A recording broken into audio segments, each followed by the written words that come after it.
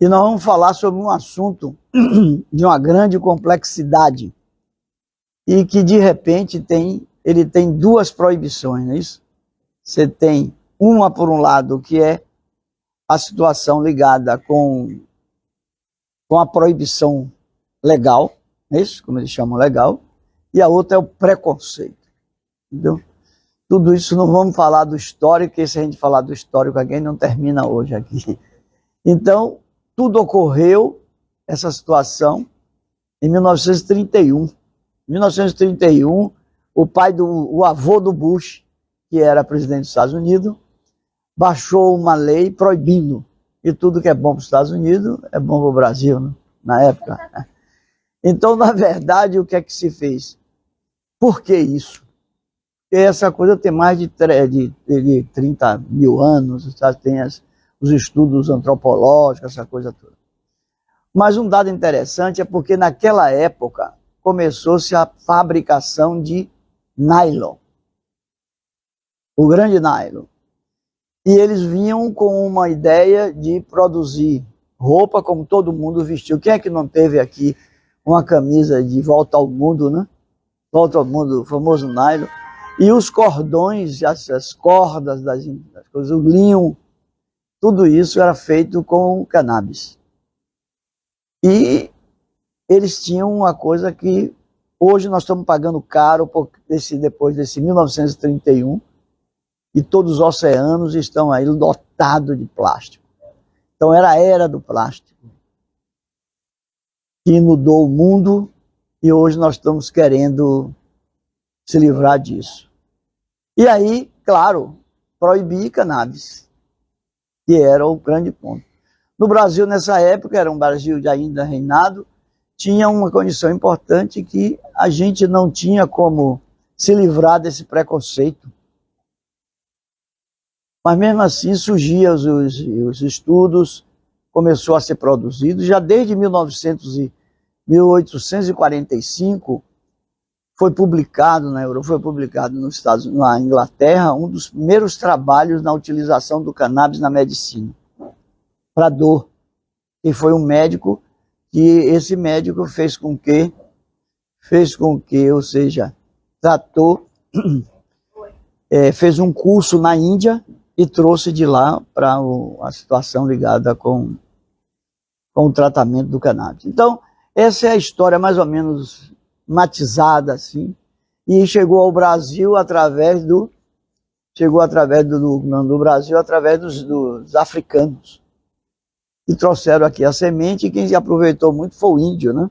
Porque o índio fazia a sua fumacinha, e ali de tarde. E também, quando no livro 2008 de Laurentino, você pode olhar na página 44, ou 245, tem o primeiro diagnóstico de paciente com demência que usava o cannabis.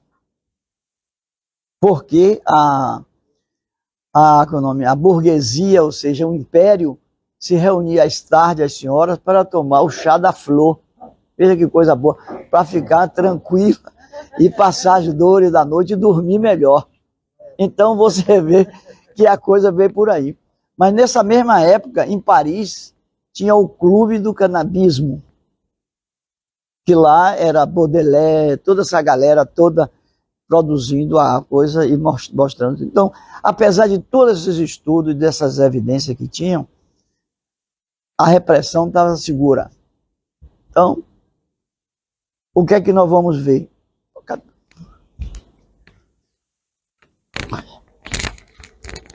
Espera aí que eu vou... Tem uma pessoa aqui, né?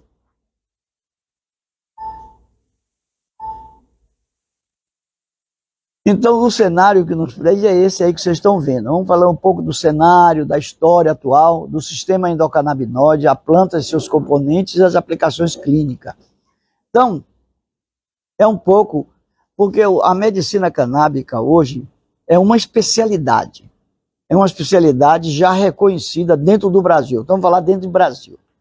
Porque nós temos um dado interessante que é o seguinte: quando foram criados para evitar toda essa celeuma foram criadas a Sociedade Brasileira, nós fundamos a Sociedade Brasileira de Estudo da Cannabis em São Paulo, e lá nós criamos um curso de pós-graduação que está no seu 3º curso, credenciado pelo Conselho Federal. Então nós entramos seguro, e esse curso é um curso que superlotado, mas só para o pessoal da área médica. Então, e apesar disso tudo, nós escrevemos um tratado, o primeiro tratado escrito de cannabis é nosso, é um livro, são 2 volumes. Nós publicamos, nós tivemos uma publicação, fizemos um estudo da meta-análise nas epilepsia, temos estudos nos gliomas, agora mesmo está saindo um trabalho mesmo, que é capítulo do Update, que é um livro da neurocirurgia, que é o controle das crises convulsivas em pacientes com tumores cerebrais, somente os gliomas. Então, para vocês terem uma noção disso tudo, quer dizer, a importância que tem. Eu não conheço ninguém do Update, e de repente, através do SAB, eu recebi o convite para escrever o capítulo. Lógico, escrevi e já mandei. Então, o que é que acontece? Nós temos uma revista, que é a Revista Brasileira de Neurologia e Psiquiatria, da Fundação de Neurologia, e aí tudo isso facilita a gente propagar essa propagação. Mas isso custa muito, porque apesar de fazer as mentorias, apesar de fazer uma série de coisas, a gente teve que mudar nome de Instagram, era Andrade.cannabis, hoje é Andrade.pesquisa, entendeu? Tem um bocado de senão, não é nada de graça assim. As audiências públicas, essa coisa toda. Então, para vocês verem, para chegar hoje aqui, nesse departamento, onde você tem um material que você compra atrás da distribuição, isso até hoje ainda dá trabalho, porque, infelizmente, nós temos ainda uma legislação muito retrógrada, muito atrasada, entendeu?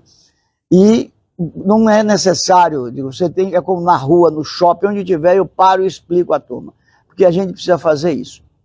Explicar, porque a gente conta hoje, era mais, né? Mas hoje menos. Só para você ter um efeito, mesmo com essa proibição toda, você faz ideia de qual é o remédio mais vendido no Brasil? Qual é o remédio? Não. É o velho Rivotril. Todo mundo é o velho Rivotril. É o remédio mais vendido no mundo, no Brasil.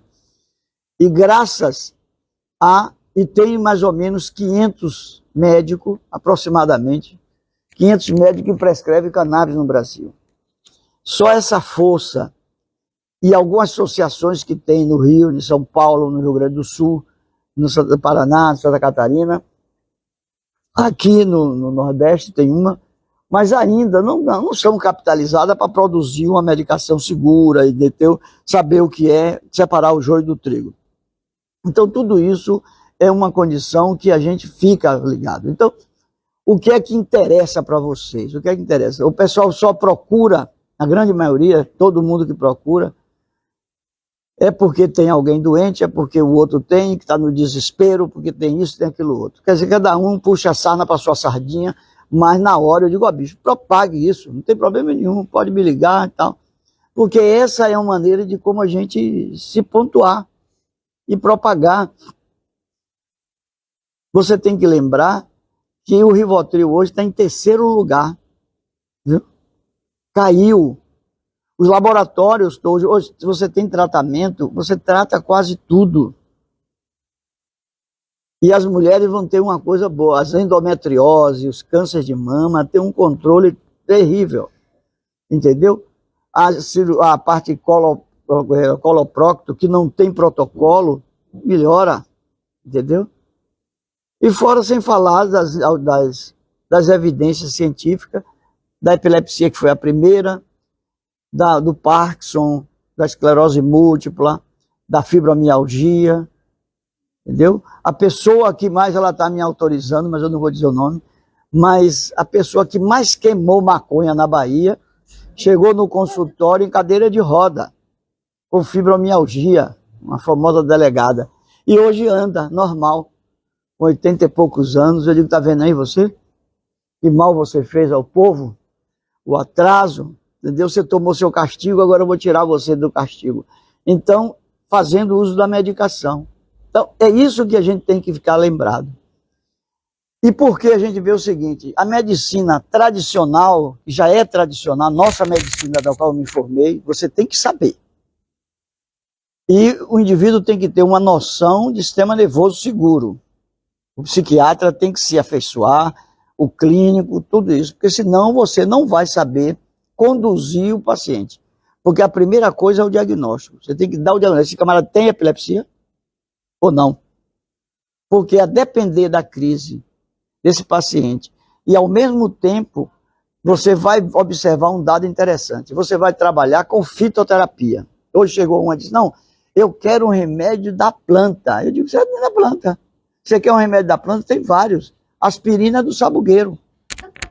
Entendeu? Você tem uma série de coisas desse tipo. E o povo fica metendo um bocado de firula na cabeça. Então presta atenção a isso, porque cada tema desse é assunto de discussão. Nessa reunião que nós tivemos lá, já começava as mentorias 9 horas da manhã até 10 horas da noite. E a gente tomava cerveja de cannabis, almoçava com cannabis, fazia tudo lá, sentado, numa boa, entendeu? Foram os dias maravilhosos, entendeu? Todo mundo trocando ideias. Veja aí outro. Eu botei isso aí só para poder motivar. Isso é um pouco da história, né? Mostrando para vocês que tudo, se a gente for falar ali, de 4.000 anos, mas na verdade são 30.000 anos. Que os trabalhos de carbono, essa coisa toda, demonstrou uma importante situação. No Egito, essa coisa toda, e esse aí na China, que o pessoal se baseia muito na China, né? Porque a fitoterapia na China é levada a sério. Para você ter, digamos, você tem várias substâncias que você tem CBD. O manjericão tem, entendeu? Como é que se diz? A manga tem, entendeu? Só que a manga é uma situação diferente. Você corta aquilo, a oxidação é tão que ele perde. E aí você tem os que dão perfume, que aí são os terpenos. Então, pense vocês numa coisa interessante. Você tem 545 substâncias, a planta da maconha, a maconha. Até 3 meses, até 90 dias, porque depois a coisa muda. Aqui nós estamos falando de 0 a 3 meses. Então, 90 dias. Então, o que é que você vai observar? Se você tem isso, em torno de 120 são chamados fitocannabinoides.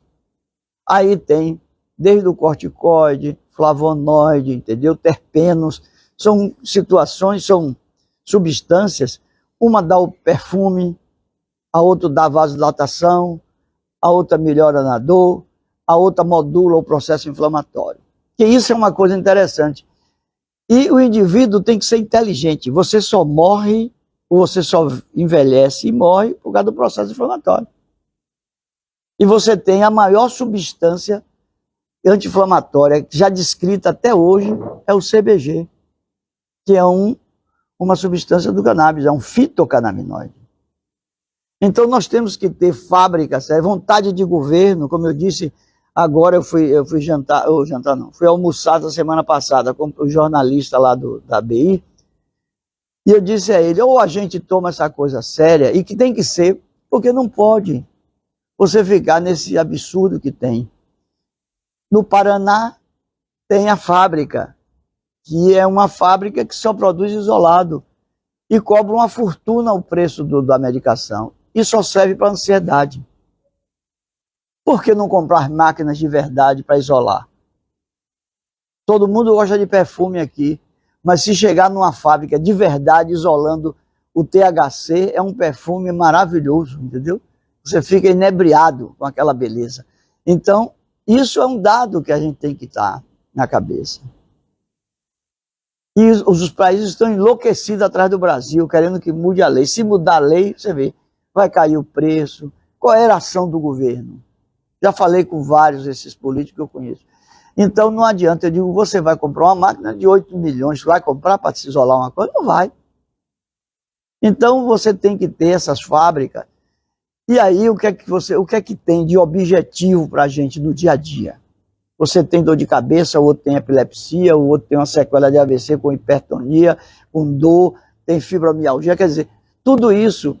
E você vai chegar no paciente fazer a dosagem dos suplementos, suplementar ele com os sais minerais e as vitaminas, porque o fitoterápico é diferente.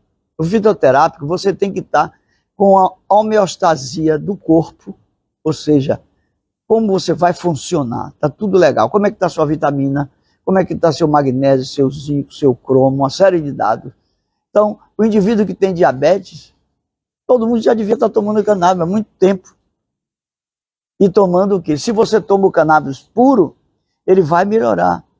Mas o que é que você tem que fazer? Qual é o oligoelemento que você tem que tomar? O cromo. Você pergunta a um diabetologista, ele torce o nariz, porque não conhece. Entendeu? Aí quando você usa isso, por quê? É uma coisa tão simples. O pâncreas, que fica aqui, essa glândula, o que é que tem no pâncreas?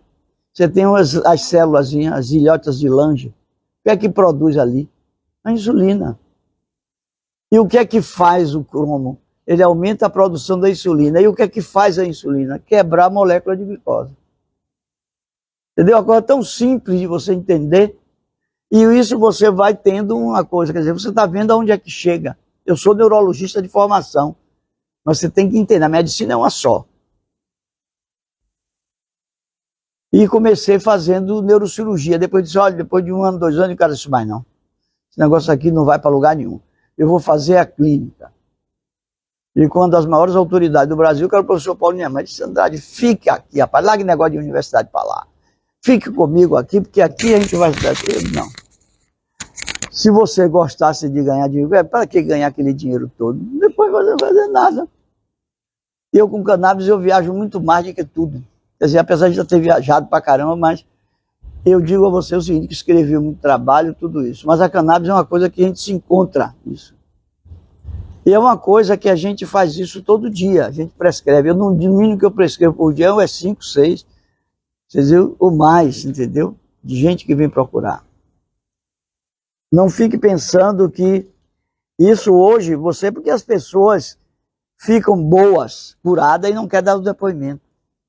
Meu primeiro paciente, que eu já escrevi isso há mais de 12 anos, meu primeiro paciente, eu voltei de Nova York e trouxe o Sativex. Foi a primeira substância. Esse rapaz, naquela época, ele tinha o quê? Ele tinha uns 15 anos. É filho de um político que todos vocês devem conhecer. E aí, ele tomando mais de 5 anticonvulsivantes, esse alorreico, parecia um bolo de carne, assim, aquela coisa, entendeu? Tinha uma epilepsia de controle, eu trouxe com o Sativex. Comecei a aplicar e o pai disse assim, mano, dá essas gotas vai resolver alguma coisa? Eu digo, fique na sua. Esse indivíduo hoje não tem mais crise e é dono de 2 supermercados. E eu digo para ele, ó criatura, não, doutor, não me fale isso não. Eu sou capaz de lhe dar um mercado desse, mas não quero publicar meu caso. Ele hoje toma o que ele usa de remédio? Que o Gardenal, quando você usa o Gardenal da epilepsia, o que é que há? É muito difícil você retirar o Gardenal. Então hoje ele usa uma quantidade de CBD e usa 10 gotinhas, porque se ele começa a descer para 8, ele começa a ter tontura. Você vê que coisa terrível. E você não explica bem isso, entendeu? É uma droga anticonvulsivante, mas tem uma série de complicações e não justifica você tomar. E outra coisa, quando você está usando mesmo a medicação errada, se você está tomando, você tem que usar de conjunto. E à medida que 10, 15, 20 dias, você vai diminuindo e ajustando aquilo.